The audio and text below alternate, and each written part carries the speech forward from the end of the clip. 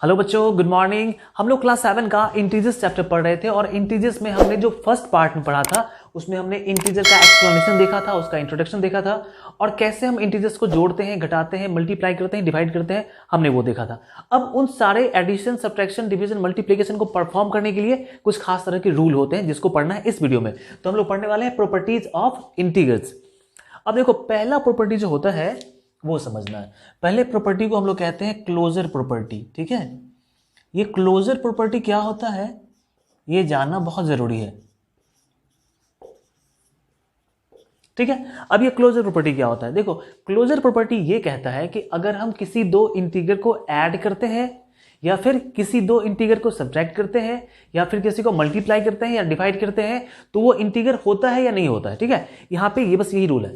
तो सबसे पहले बात करते हैं कि अगर मैं किसी दो इंटीजर को ऐड करूं, जैसे a और b, ये इसको मैंने क्या, a और b क्या है यहां पे, उसको मैंने इंटीजर माना है। अगर हम किसी इंटीजर a और b को ऐड करते हैं तो क्या वो इंटीजर ही आएगा? तो चेक करके देखना पड़ेगा। तो हम यहां पे चेक करते हैं, जैसे 2 + 3, इसको ऐड करने पे कितना होगा? 5 होगा। -2 + -3 को ऐड करने पे कितना होगा? ये भी -5 होगा। तो यहाँ पे ये भी इंटीजर है और ये भी इंटीजर है, मतलब किसी भी दो इंटीजर को हम ऐड करेंगे तो वो क्या होगा? इंटीजर ही होगा। तो हम लोग यहां पे कह सकते हैं कि क्लोजर प्रॉपर्टी होल्ड्स फॉर, ठीक है, एडिशन ऑफ इंटीजर्स। ठीक है, मतलब integers are closed under addition, ऐसे कह सकते हैं। अब यहां पे समझना है कि किसी दो इंटीजर को सब्ट्रैक्ट करने पे क्या इंटीजर ही आएगा, तो वो भी हम चेक कर लेते हैं। जैसे यहां पे a और b को मैंने इंटीजर मान लिया कि a और b कोई भी इंटीजर हो सकता है, तो इनको सब्ट्रैक्ट करने पे क्या इंटीजर आएगा तो चेक करना पड़ेगा। चेक कर लेते हैं। मैं मान लेता हूं कि कोई इंटीजर 5 है, उसमें से एक इंटीजर 3 को मैं सब्ट्रैक्ट कर रहा हूं, तो सब्ट्रैक्ट करने पर ये कितना हो जाएगा? 2 हो जाएगा। और वापस से अगर सब्ट्रैक्ट किया जाए 3 में से 5 को तो क्या बचता है? -2 बचता है। इन दोनों ही केसेस में ये दोनों क्या है? इंटीजर ही है। मतलब किसी दो इंटीजर को हम सब्ट्रैक्ट करेंगे तो वो क्या आएगा? इंटीजर ही आएगा। सो हम कह सकते हैं कि integers are closed under subtraction. अब बात आती है मल्टीप्लिकेशन की, कि क्या किसी दो इंटीजर को मल्टीप्लाई करने पे हमेशा इंटीजर ही आएगा? तो चेक कर लेते हैं। जैसे मैं 3 और 5 की बात कर लूं, इसको मल्टीप्लाई करने पे 15 होगा। ठीक है, और -3 5 की बात कर लो तो यहाँ भी क्या हो जाएगा? -15 होगा। तो यहाँ पे 15 का है या फिर -15 का है, ये दोनों ही इंटीजर है। तो किसी दो इंटीजर को मल्टीप्लाई करने पे always we will get an integer. Alright, लेकिन यहाँ पे अब देखो, यहाँ पे एक परेशानी क्या हो जाती है, क्या किसी दो इंटीजर को डिवाइड करने पे हमेशा इंटीजर ही होगा? तो यहाँ पे ये प्रॉपर्टी होल्ड नहीं करता है। कैसे? देखो, जैसे मैं 4 को डिवाइड कर दूं 2 से, तो 2 2 जा 4, यहाँ पे ये आ जाएगा। लेकिन 2 को अगर मैं 4 से डिवाइड करूं, अभी 2 भी तो इंटीजर ही है, 4 भी तो इंटीजर ही है। अब मैं इसको डिवाइड करूंगा तो 2/4 हो जाएगा। ये क्या हो जाएगा? 2/4 और कैंसिल होके 1/2। अब 1/2 तो इंटीजर नहीं है। मैंने आपको पार्ट फर्स्ट में बताया था, ये तो पार्ट सेकंड है ना। पार्ट फर्स्ट में बताया था कि इंटीजर क्या होता है। अगर तुमने वो पार्ट नहीं देखा तो तुम बहुत बड़ा मिस्टेक कर रहे हो, वो जाके जरूर देखो। ठीक है, क्योंकि वो देखना बहुत ज्यादा इंपॉर्टेंट है। तो ये इंटीजर नहीं है, ये रैशनल नंबर है। सो यहां पे ये इंटीजर नहीं होगा, नॉट एन इंटीजर। ऑलराइट, तो यहां पे हम समझ गए कि closure property addition, subtraction, multiplication के लिए होता है, डिवीजन के लिए क्लोजर प्रॉपर्टी नहीं होता है। किसका? इंटीजर का डिवीजन के लिए। ओके, क्लोजर प्रॉपर्टी के बाद हम बात करेंगे कम्यूटेटिव प्रॉपर्टी का। सो हमारा दूसरा जो प्रॉपर्टी है वो है कम्यूटेटिव।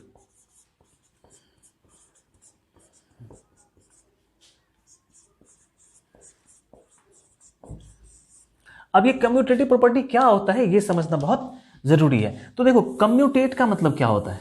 1 मिनट, मैं इसको साफ कर देता हूं।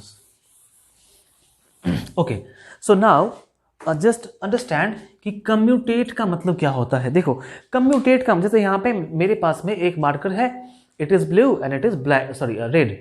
तो अभी पहले क्या है? पहले ब्लू है, फिर रेड है। अभी मैं क्या करता हूं? उसको एक्सचेंज कर देता हूं। अभी पहले रेड हो गया और फिर ब्लू हो गया। तो क्या हम मल्टीप्लिकेशन, एडिशन, सब्ट्रैक्शन, डिवीजन में भी इंटीजर को एक्सचेंज करके डिवाइड करेंगे तो वो सेम ही आएगा? तो ये चेक करना पड़ेगा कि वो सेम होगा कि नहीं। तो कम्यूटेट का मतलब यही होता है कि उसका जो सीक्वेंस है ना, उसको चेंज कर देना और फिर से एडिशन, सब्ट्रैक्शन जो भी है परफॉर्म करना।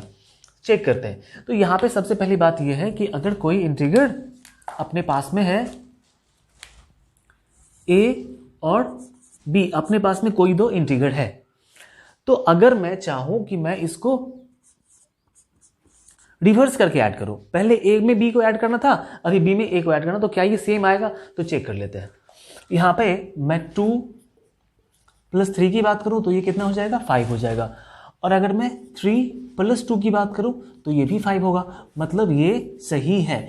सो a + b = b + a, ये पॉसिबल है। ऑलराइट, अब एडिशन के बाद बात करते हैं सब्ट्रैक्शन की, कि क्या a - b और b - a पॉसिबल है जहां पे a और b कोई इंटीग्रल हो। तो फिर हम क्या करेंगे? चेक करके देखेंगे। मैं यहां पे 5 - 3 कर लेता हूं, तो 5 - 3 कितना होगा? 2 होगा, ठीक है। और अगर मैं 3 - 5 करूं, मतलब इसको रिवर्स करके, तो यहां पे मुझे पता चलता है कि ये तो -2 आ गया। एंड फाइनली पता चला कि ये सही नहीं है, क्योंकि यहां पे 2 आ रहा है और यहां -2 आ रहा है। So integrals are not commutative under subtraction, ठीक है। सब्ट्रैक्शन के लिए इंटीग्रल कम्यूटेटिव नहीं होता है, लेकिन एडिशन के लिए होता है। इन बातों का, जैसे हम लोग ये क्यों पढ़ रहे हैं? क्योंकि जब भी हम आगे कैलकुलेशन करेंगे तो वहां पे हम लोगों को इन बातों का ख्याल करना पड़ेगा। अगर हम इसका ख्याल नहीं करते हैं तो हमारा कैलकुलेशन गलत हो जाएगा। अब बच्चों हम बात करते हैं, a को मल्टीप्लाई कर दिया हमने b से, और अब मैं b को मल्टीप्लाई कर रहा हूं a से। तो अब बात आती है कि क्या ये सही है? क्या मैं इंटीग्रल्स को उसको रिवर्स करके मल्टीप्लाई करूं या ऐसे मल्टीप्लाई करूं, तो क्या वो सेम ही रहेगा? तो चेक करना पड़ेगा। तो हम क्या करते हैं, कोई दो नंबर लेके चेक कर लेते हैं, कोई दो इंटीग्रल लेके। पहले मैं ले रहा हूं 2 और 3, तो 2 3 जा 6 होता है, और अगर मैं इसी को वापस रिवर्स करके मल्टीप्लाई करूं तो 3 2 जा भी 6 होगा, ठीक है। अब मैं माइनस वाला भी ले लूं फिर भी कोई फर्क पड़ने वाला नहीं है। मतलब ये समझ जाओ कि हम इंटीग्रल्स को, ठीक है, कम्यूटेट करके रिवर्स करके मल्टीप्लाई करें तो कोई फर्क नहीं पड़ेगा। सो हम ऐसा काम कर सकते हैं, ये गलत नहीं है, मैथमेटिकली गलत नहीं है। लेकिन अब बात आती है डिवीजन की, a डिवाइडेड बाई b और b डिवाइडेड बाई a, क्या ये सेम होगा जहां पे a और b क्या हो? कोई इंटीग्रल हो। तो मैं उसको भी चेक करके देख लेता हूं। अभी देखो, अभी मैं 6 को डिवाइड कर रहा हूं 2 से, ठीक है, और फिर मैं रिवर्स करके 2 को डिवाइड कर रहा हूं 6 से। तो यहां पे तुम क्या देखोगे कि यहां पे मैं 6 को 2 से डिवाइड कर रहा हूं तो यहां पे 3 आ रहा है, और मैं 2 को 6 से डिवाइड कर रहा हूं तो ये 2/6 मतलब 1/3 आ रहा है। तो ये उल्टा आ रहा है, देख रहे हो ना, ये क्या अपोजिट आ रहा है। तो यहां पे हम कह देंगे कि यहां पे ये तो पॉसिबिलिटी नहीं है, इसलिए डिवीजन जो होता है वो कम्यूटेटिव नहीं होता है। सो डिवीजन के लिए हम लोग इस प्रॉपर्टी का यूज नहीं कर सकते हैं। अब जो नेक्स्ट प्रॉपर्टी है क्लोजर कम्यूटेटिव के बाद एसोसिएटिव एंड डिस्ट्रीब्यूटिव प्रॉपर्टी, तो वो देखते हैं हम लोग। तो बच्चों अब हम बात करने वाले हैं एसोसिएटिव प्रॉपर्टी का, ठीक है। तो एसोसिएट का मतलब क्या होता है, पहले हम ये जान लेते हैं। जैसे हमारे पास में ये 3 मार्कर्स हैं, ठीक है, ओके, एक रेड है, ब्लू है, ब्लैक है। तो यहाँ पे एसोसिएट का मतलब होता है एक छोटा सा ग्रुप बनाना। जैसे मैं पहले, अभी तीनों अलग अलग है, तो मैं चाहता हूँ कि रेड का मैं ब्लू के साथ ग्रुपिंग कर दूं, मैं इसको ग्रुपिंग कर दिया, तो क्या इससे कोई फर्क पड़ने वाला है? ये मुझे यहाँ पे चेक करना है कि एडिशन करते वक्त में, मल्टीप्लिकेशन करते वक्त में, डिवीजन सब्ट्रैक्शन में क्या ये हो सकता है कि नहीं हो सकता है। तो हम पहले देखते हैं, एडिशन की बात करते हैं। जैसे मेरे पास में अभी a + b + c, ठीक है। यहाँ पे ABC क्या है? ABC वो अल्फाबेट नहीं है, ABC को मैंने इंटीग्रल के लिए रिप्रेजेंट किया है। और फिर यहाँ पे a + b + c, यहाँ पे मैंने इसको इंटीग्रल के लिए रिप्रेजेंट किया है। अभी मैं क्या कर रहा हूँ कि पहले a + b को ऐड कर लेते हैं और फिर b + c को ऐड करके देखते हैं कि क्या दोनों का एडिशन सेम ही आता है। तो मैं यहाँ पे चेक कर लेता हूँ, ठीक है। मैं यहाँ पे 2 + 3 + 4 ले लेता हूँ, और यहाँ पे फिर से 2 + 3 + 4। यहाँ पे मैं 2 + 3 को पहले ऐड करूंगा, 4 को बाद में ऐड करूंगा, और यहाँ पे 3 + 4 को पहले, 2 को बाद में। तो क्या होने वाला है? 2 + 3 कितना हो जाएगा? ये 5 हो जाएगा, प्लस ये 4 है, एंड ये हो जाएगा 9। ऐसे ही यहाँ पे 2 तो ठीक है, और 4 + 3 हो जाएगा 7, और 7 2 कितना हो जाएगा? 9 हो जाएगा। तो तुम समझ पा रहे हो कि यहाँ पे दोनों ही केसेस में रिजल्ट सेम आ रहे हैं। सो इंटीग्रल्स का जो एसोसिएटिव प्रॉपर्टी होता है वो क्या होता है, इंटीग्रल का एडिशन एसोसिएटिव होता है, ऐसे कहना है। इंटीग्रल्स का एडिशन एसोसिएटिव होता है, हम लोग एसोसिएट करके ऐड कर सकते हैं। अब क्या ये सब्ट्रैक्शन में सही होगा? क्या मैं ऐसे ही सब्ट्रैक्शन में यूज करूं तो क्या ये सही है कि नहीं, है चेक करना पड़ेगा। ओके, चेक कर लेते हैं। तो मैं यहां पे लेता हूं 4 - 3 - 2 और यहां मैं कहता हूं कि पहले इसको सब्ट्रैक्ट कर लेना, फिर यही मैं लिख रहा हूं और अभी मैं कहता हूं कि अभी मैं इसको सब्ट्रैक्ट कर रहा हूं। ठीक है, अलग अलग ग्रुप बना के, तो कोई प्रॉब्लम नहीं है। देखो क्या आता है, 4 में से अगर मैं 3 को सब्ट्रैक्ट कर लूं तो कितना बचेगा, 1 बचेगा। ठीक है, और फिर क्या है -2, तो 1 में से 2 को सब्ट्रैक्ट करने पे -1 बचता है। अब यहां पे क्या होगा, तो 4 - 3 में से 2 को सब्ट्रैक्ट करने पे कितना होगा, 1 होगा और यहां पे आंसर 4 और यहां पे 1 हो गया और 4 में से 1 3 हो गया। देखो क्या यहां पे सेम आ रहा है, नहीं सेम नहीं आ रहा है। सो यहां पे हम कह सकते हैं कि ये सही नहीं है। अब क्या करना है, हम चेक करते हैं मल्टीप्लीकेशन के लिए, a multiplied by b multiplied by c और फिर a multiplied by b multiplied by c। तो अब मैं ये चेक करने जा रहा हूं कि क्या मल्टीप्लीकेशन में भी ये सही होता है। तो देखो मैं ऐसे ले रहा हूं 2 3 4, मैं कह रहा हूं कि पहले 2 3 को मल्टीप्लाई कर लेते हैं, फिर मैंने यही सीक्वेंस लिया 2 3 4, लेकिन अभी 3 4 को मल्टीप्लाई करने की बात आ रही है। तो जब मैं 2 3 जा 6 कर लूंगा इंटू 4 करूंगा तो ये कितना हो जाएगा 24, और यहाँ पे 2 3 4 जा 12 को 2 से मल्टीप्लाई करने पे ये भी 24 आएगा। सो मैं कह सकता हूँ कि यहाँ पे तो सेम सेम आ रहा है, मतलब इंटीग्रल्स का जो मल्टीप्लिकेशन होता है वो एसोसिएटिव होता है, हम ऐसे यूज कर सकते हैं एसोसिएशन बना के। एंड फाइनली बात रह जाती है डिवीजन की। तो डिवीजन यहाँ पे ऐसा नहीं होने वाला है, मैं चेक करके दिखा दूंगा। जैसे a divided by b divided by c और फिर a divided by b divided by c। तो यहाँ पे सबसे पहले मैं क्या कर रहा हूँ कि पहले a b को डिवाइड कर लेते हैं, फिर मैं कह रहा हूँ कि b c को डिवाइड कर लेते हैं, जहाँ पे a b c को इंटीग्रल है। तो क्या ये इक्वल होगा कि नहीं होगा, चेक कर लेते हैं। मैंने नंबर लिया 8 डिवाइडेड बाई 4 डिवाइडेड बाई 2, फिर मैंने लिया 8 डिवाइडेड बाई 4 डिवाइडेड बाई 2। देखो दोनों सेम ही है। अभी पहले हम 8 और 4 को डिवाइड करते हैं, यहाँ पे 4 और 2 को पहले डिवाइड करेंगे। तो 8 को हम 4 से डिवाइड करेंगे तो 4 2 जा 8 होता है, यहाँ पे 2 होगा, 2 डिवाइडेड बाई 2 और ये कितना हो जाएगा 1 हो जाएगा। और यहाँ पे क्या होगा, तो 8 डिवाइडेड बाई 4 को हम डिवाइड करेंगे 2 से तो कितना होगा 2 होगा, और यहाँ पे 4 2 जा यहाँ पे 4 आ गया। तो हम क्या देख पा रहे हैं कि एक बार 1 आया एक बार 4 आ गया, मतलब ये सही नहीं होता है। सो डिवीजन जो होता है ना वो एसोसिएटिव नहीं होता है। ऑलराइट, अब एक जो लास्ट प्रॉपर्टी बचा हुआ है हमारे लिए वो है distributive property, property number 4।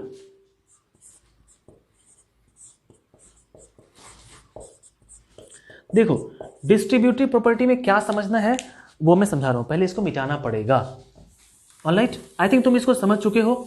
And देखो बच्चों, यहाँ पे ना हम क्लास 7 के स्टूडेंट्स के लिए जितने भी पॉसिबल वीडियोस हो सकते हैं मैं बनाऊंगा। ठीक है, तो ये अभी मैंने स्टार्ट ही किया है क्लास 7 के लिए, बाकी सारे वीडियोस और भी आते रहेंगे और मैं इसी तरह से सारे डाउट को क्लियर करता रहूंगा। इसके बाद एक्सरसाइज के जो भी क्वेश्चंस बच जाते हैं तो मैं उस क्वेश्चन को भी डील कर दूंगा, तो वो तुम देख सकते हो।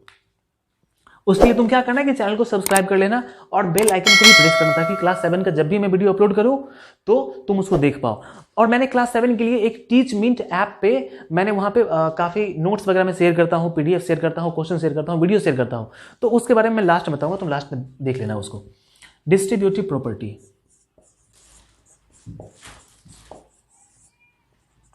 अब ये क्या होता है समझते हैं।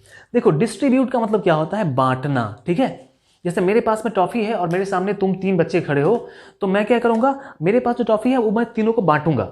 ऐसे ही यहां पे एक प्रॉपर्टी है कि अगर ए को मल्टीप्लाई करना है बी प्लस सी से, तो देखो ए को किससे मल्टीप्लाई करना है, बी प्लस सी से मल्टीप्लाई करना है। तो मैं क्या कर सकता हूं इसको कि मैं ए को मल्टीप्लाई कर देता हूं बी से, ठीक है, और बीच में क्या है प्लस है तो यहां पे प्लस, और फिर मैं ए को मल्टीप्लाई कर देता हूं सी से, तो a मल्टीप्लाइड बाय सी। तो तुमने क्या देखा कि मैंने किसको डिस्ट्रीब्यूट किया, मैंने a को मान लेते हैं कि ये a टॉफी था और b और c बच्चे हैं, तो इस टॉफी को मैंने b को भी दे दिया और फिर इस टॉफी को मैंने c को भी दे दिया, तो a multiplied by b plus a multiplied by c। अब क्या ये सही होता है, तो बिल्कुल ये सही होता है, हम लोग चेक कर लेते हैं। जैसे मेरे पास में सपोज करो मैं कोई एग्जाम्पल ले लेता हूं 2 मल्टीप्लाइड बाय 3 प्लस 4। तो यहाँ पे क्या करना है, पहले ये देख लेते हैं। तो 2 मल्टीप्लाइड 3 प्लस 4 कितना होता है, 7 होता है, और ये 14 हो गया। नेक्स्ट टाइम मैं क्या करता हूँ कि अब मैं इस 2 को 3 से मल्टीप्लाई कर देता हूँ, फिर प्लस 2 को 4 से मल्टीप्लाई कर देता हूँ। मैंने क्या किया, 2 को मैंने डिस्ट्रीब्यूट कर दिया, इस 2 को मैंने 3 के पास भी कर दिया और इस 2 को 4 के पास से मल्टीप्लाई में कर दिया। तो यहाँ पे रिजल्ट सेम ही आएगा। 3 2 जा 6 और 4 2 जा 8 और 8 6 को ऐड करेंगे तो यहाँ पे 14 ही आएगा। सो दोनों ही केसेस में 14 आ रहे हैं, तो यहाँ पे ये सही होता है। इसको बोलते हैं distributive property of multiplication over addition. Multiplication over addition. अब एक होता है मल्टीप्लीकेशन ओवर सब्ट्रैक्शन, ठीक है। तो यहाँ पे बस कुछ नहीं करना, माइनस प्लस के बदले हमने माइनस कर दिया है, बाकी सब कुछ सेम ही रहेगा। ए को मल्टीप्लाई करना बी से, फिर यहाँ वाला माइनस, फिर ए को मल्टीप्लाई करना सी से। ऑलराइट, तो यहाँ पे हम ये काम कर सकते हैं। तुम यहाँ पे चेक भी कर सकते हो, कोई प्रॉब्लम नहीं है। जैसे मैं यहाँ पे कह दूँ, मैं यहाँ पे चेक कर देता हूँ। देखो 4 - 3 कर दिया मैंने, ठीक है। और मैं यहाँ पे क्या करता हूँ कि 2 को 4 से मल्टीप्लाई कर देता हूँ, फिर बीच में माइनस, और फिर 2 को 3 से मल्टीप्लाई कर देता हूँ। ऑलराइट, यही बातें लिखी हुई है। मैं थोड़ा सा मिटा भी दूँ उसको।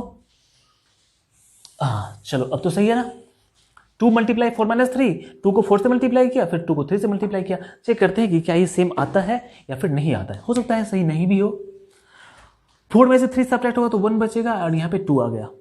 4 2 जा 8, 3 2 जा 6, एंड 6 में से 8 में 6 सब्ट्रैक्ट होगा तो 2 होगा। तो दोनों ही केसेस में 2 आंसर आ रहा है। सो ये भी सही होता है। तो हमने डिस्ट्रीब्यूटिव प्रॉपर्टी भी पढ़ लिया। अब एक बात आती है यहां पे, ठीक है, कि मैं किसी नंबर को 1 से मल्टीप्लाई करता हूं। जैसे देखो यहां पे, अब मैंने 4 को मल्टीप्लाई किया 1 से, या फिर 1 को मल्टीप्लाई किया 4 से, तो मुझे पता चला कि ये 4 ही होगा, ठीक है। मैंने 4 को मल्टीप्लाई किया 1 से, या 1 को मल्टीप्लाई किया 4 से, तो 4 ही आ रहा था। इसलिए मैंने क्या कहा कि, और सिर्फ 4 ही नहीं, किसी भी नंबर को हम 1 से मल्टीप्लाई कर दें तो उस नंबर में कोई चेंजिंग नहीं आता है। ऑलराइट, फिर मैंने 4 में 0 को ऐड किया, फिर मैंने 0 में 4 को ऐड किया, तो पता चला कि फिर भी ये 4 ही रहने वाला है। तो कमाल की बात है कि मैं 4 में 1 को मल्टीप्लाई करता हूं तो भी 4 रहता है, 1 में 4 को मल्टीप्लाई करता हूं तो भी 4 रहता है, 4 में 0 को जोड़ता हूं तो भी 4 होता है, 0 को मैं 4 जोड़ता हूं तो भी 4 रहता है। तो यहां क्या पता चल रहा है कि ये ऐसे नंबर्स हैं जिनको ऐड करने पे या मल्टीप्लाई करने पे नंबर पे कोई फर्क नहीं पड़ता है। तो ऐसे नंबर्स को हम क्या कहते हैं, देखो यहां पे हम मल्टीप्लाई कर रहे हैं ना, यहां पे हम क्या कर रहे हैं, 1 से मल्टीप्लाई कर रहे हैं यहां से। तो हम कहेंगे कि यहां पे जो 1 है ना, वो मल्टीप्लिकेटिव आइडेंटिटी है। क्या कहेंगे, इसको याद रखना, एग्जाम में ये क्वेश्चन आएंगे कि किसी भी नंबर का मल्टीप्लिकेटिव आइडेंटिटी क्या होता है, तो वहां पर हमारा आंसर होगा 1। मल्टीप्लिकेटिव आइडेंटिटी, ठीक है, इसको आइडेंटिटी बोलते हैं, मल्टीप्लिकेटिव आइडेंटिटी। ये हमेशा 1 ही होता है, ठीक है। क्या होता है ये, इट इज ऑलवेज 1। और यहां पे हमने मल्टीप्लाई नहीं किया, यहां पे हमने ऐड किया है, किसको, 0 को। तो 0 को ऐड करने पे कोई फर्क नहीं पड़ रहा है, इसलिए हम बोलेंगे एडिटिव आइडेंटिटी, ठीक है। यहां पे ये एडिटिव आइडेंटिटी हो जाएगा। एडिटिव आइडेंटिटी क्या होता है, 0। किसी भी नंबर का एडिटिव आइडेंटिटी 0 होगा और मल्टीप्लिकेटिव आइडेंटिटी क्या होगा, 1 होगा। अब 2 बातें और रह गई है, ठीक है, एडिटिव इनवर्स और मल्टीप्लिकेटिव इनवर्स। तो बच्चों अब हम बात करते हैं एडिटिव इनवर्स के बारे में, क्योंकि एडिटिव आइडेंटिटी को हमने समझ लिया, ठीक है। तो यहां पे बच्चे कंफ्यूजन में पड़ जाते हैं कि एडिटिव आइडेंटिटी क्या होता है और इनवर्स क्या होता है। देखो इनवर्स का मतलब क्या होता है, उल्टा, ठीक है, इनवर्स का मतलब उल्टा होता है। तो मैं क्या कह रहा हूं, एडिटिव इनवर्स मतलब एडिशन का इनवर्स। एडिशन का इनवर्स क्या होता है, सब्ट्रैक्शन होता है, मतलब माइनस होता है, प्लस का उल्टा माइनस होता है। सो अगर तुमसे कोई पूछता है एडिटिव इनवर्स ऑफ, ठीक है, 4 का एडिटिव इनवर्स क्या होना चाहिए, तो मुझे पता है, तुम ये समझो कि 4 में कौन सा साइन लगा हुआ है, यहाँ पे प्लस है, तो इसका एडिटिव इनवर्स -4 होगा, ठीक है। और एक खास बात ये है कि किसी नंबर में उसके एडिटिव इनवर्स को ऐड कर दें तो वो 0 हो जाता है, मतलब 4 में -4 ऐड करेंगे तो वो 0 ही होगा। ऐसे ही तुमसे कोई पूछता है कि -4 का एडिटिव इनवर्स क्या होगा, या -5, मैं बार बार 4 ही क्यों लूं, अभी लो 5 ले लेता हूं। -5 का एडिटिव इनवर्स, तो जैसे ही मैंने समझा अच्छा इनवर्स की बात हो रही है, तो कुछ नहीं करना है। इन्वर्स में क्या करना होता है कि अगर ये माइनस है तो उसको प्लस कर देना है, कोई प्रॉब्लम नहीं है। तो यहाँ पे ये क्या हो जाएगा +5, तो प्लस हम लोग लिखते नहीं है स्टार्टिंग में। ऑलराइट, कभी कभी कंफ्यूजन होता है, लोग ऐसे लिखते हैं -5 का एडिटिव इन्वर्स क्या होगा। तो यहाँ पे फिर तुमको लगेगा कि अब इसका साइन क्या है, माइनस है या ये माइनस है, कोई बात नहीं, यहाँ पे तुम इसको पहले सॉल्व कर लो, पहले इसको सिंपल फॉर्म में ले आओ। तो मेरे को पता है कि माइनस माइनस क्या होता है, प्लस होता है, मतलब ये जो है ना, मतलब ये जो -5 है एक्चुअली ये तो 5 के इक्वल है। तो अब मेरे को क्या करना है कि 5 का इन्वर्स निकालना है। तो 5 का एडिटिव इन्वर्स क्या होगा, -5 होता है। ठीक है, सो ये तुम्हारा आंसर रहा। तो एडिटिव इन्वर्स यही होता है। ऑलराइट, अब एक बात आती है मल्टीप्लिकेटिव इन्वर्स की, जो तुमको पढ़ना तो नहीं है इस क्लास में, मतलब 7 में ही पढ़ना है, लेकिन वो पढ़ना है रैशनल नंबर में, क्योंकि इसका जो एडिटिव इन्वर्स होता है ना वो रैशनल नंबर होता है। तो मैं थोड़ा सा लिख देता हूं, ठीक है, फिर मैं रैशनल नंबर में तुमको समझा दूंगा। जैसे मल्टीप्लिकेटिव इन्वर्स की बात कर लें, मल्टीप्लिकेटिव इन्वर्स। ऑलराइट, तो इन्वर्स का मतलब क्या होता है, उल्टा, और मल्टीप्लिकेशन तो पता ही है, तो मल्टीप्लिकेशन का उल्टा डिवीजन होता है। तो यहां से तुमसे कोई पूछे कि 2 का मल्टीप्लिकेटिव इन्वर्स क्या होगा, तो ये हम कहेंगे 1/2। बस उसको क्या करना है, पलट देना है। ऑलराइट ना, -4 का एडिटिव इन्वर्स क्या होता है, तो -1/4। यहां पे देखो मेरे को पता है ना कि 2 के नीचे 1 होता है, 2/1 लिख सकते हैं, 4 के नीचे 1 होता है, वो लिखते नहीं है, लेकिन जब पलटेंगे तब तो वो 1 दिखाई पड़ेगा। ठीक है, तो यहाँ पे अगर बात समझ में नहीं आई तो कोई बात नहीं है, हम रैशनल नंबर जब पढ़ेंगे तो वहां पे हम लोग समझ लेंगे। यहाँ पे आई थिंक हमारा सारा का सारा डाउट क्या हो गया, क्लियर हो गया। अब मैंने तुमको बताया था कि टीच मिनट क्या है और मैं क्या करता हूँ उस पर। तो क्लास 7 के लिए मैंने एक यूट्यूब के अलावा क्लास 7 के लिए मैंने एक टीच मिनट, एक ऐप होता है, एप्लीकेशन, टीचिंग एप्लीकेशन है, वहां पर मैंने क्लास 7 के लिए ग्रुप बनाया है। क्लास 7 के बच्चे वहां पे बहुत सारे जुड़े हुए हैं और भी जुड़ रहे हैं। तो वहां पे मैं क्या करता हूं कि यूट्यूब के जो वीडियोस हैं वो मैं वहां पे भी शेयर करता हूं, साथ साथ मैं कुछ लाइव क्लासेस भी कभी कभी अगर पॉसिबल होता है तो मैं परफॉर्म करता हूं, क्वेश्चंस, सॉल्यूशंस एंड पीडीएफ भी शेयर करता हूं। तो क्लास 7 के जो स्टूडेंट जुड़ना चाहेंगे वो आईडी मैं यहाँ पे लिख दे रहा हूँ। ठीक है, यहाँ पे मैं लिख देता हूँ आईडी, आप क्लास 7 के आईडी से मुझसे जुड़ पाओगे। यहाँ मैं मिटा के लिख देता हूँ, देखो लॉग इन करने के बाद ना बस तुम सिंपली आ जाओगे, I am a student click करोगे, वहां पे तुमसे क्लासरूम आईडी पूछेगा। तो क्लास 7 का जो आईडी है वो है 3781561226। ठीक है, यहां पे तुम मुझसे जुड़ सकते हो टीच मिनट ऐप पे। ऑलराइट, तो फिर यहां तो हम लोग मिलते ही रहेंगे और टीच मिनट पे भी मिलेंगे। सो फिर मिलते हैं नेक्स्ट वीडियो में, अब सॉल्यूशन की बात करेंगे। तब तक बाय एंड टेक केयर, पढ़ते रहिए, खुश रहिए, मस्त